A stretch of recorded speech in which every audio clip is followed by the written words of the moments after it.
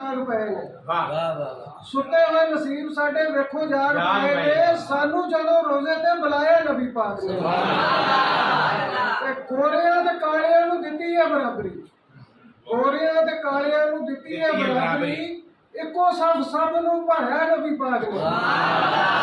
ਤੇ ਹੁਣ ਮਸੂਦ ਤੈਨੂੰ ਲੱਖਾਂ ਹੀ ਮੁਬਾਰਕਾਂ ਤੈਨੂੰ ਆਪਣੀ ਦਰ ਤੇ ਬੁਲਾਇਆ ਨਬੀ ਪਾਕ ਨੇ। ਹੁਣ ਮਸੂਦ ਤੈਨੂੰ ਲੱਖਾਂ ਹੀ ਮੁਬਾਰਕਾਂ।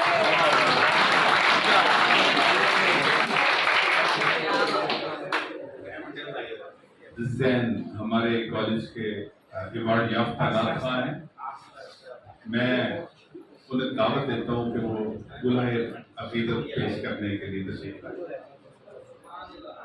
नॉन शायर है नाम कोई आ जाओ बच्चे आ जाओ